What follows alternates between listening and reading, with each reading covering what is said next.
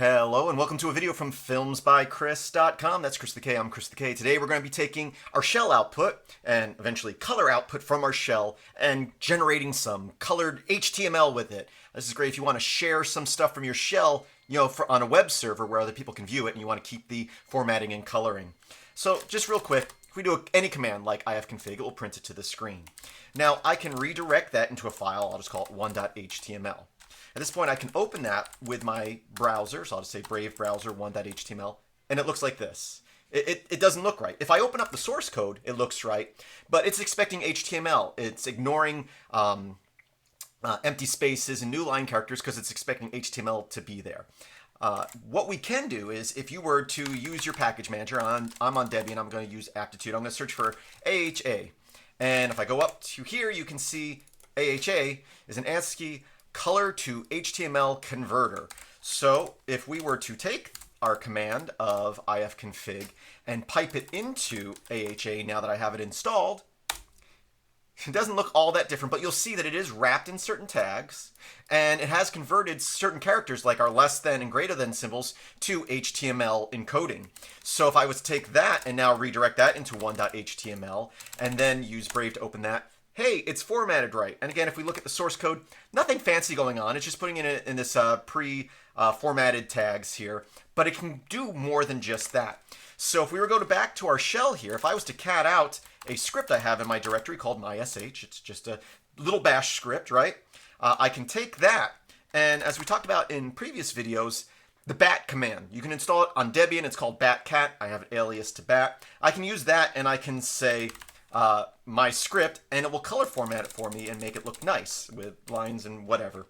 And as I talked about in a previous video, if we want to pipe that output to another program, we have to say -- color always. Once we do that, we can pipe it to AHA, and when we do that, you can see a whole bunch of HTML tags. We have a lot of styles with colors. So if we were to take that command and now pipe that into our 1.html, and then use Brave to open that, or whatever web browser you use, now, hey, it's formatted and colored, but some things are invisible. Why is that? Well, it has to do with the color options I have in my terminal and with BAT, and some of them are just white and the background's white. So how can we fix this? Well, we can change the scheme that BAT uses and my terminal uses or whatever. We don't need to do that though. If we go man BAT, one of the very first options in their man file here, oh, sorry, not man BAT, man AHA.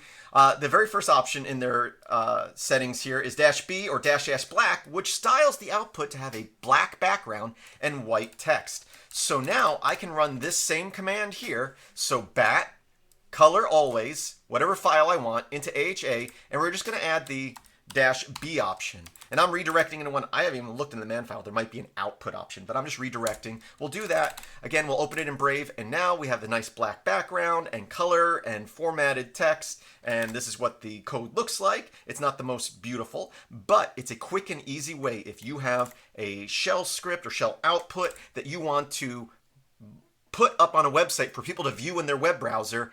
AHA is the way to do it. So if you just use BAT, pipe it into AHA with that -B option if you need it, and put that into an HTML file, you can share that on your websites and it will look kind of like you're in the shell. Anyway, I hope you found this useful. We're actually going to be using these tools in a future video, so keep on watching, subscribe, like, share, comment, all that stuff. I hope that you have a great day.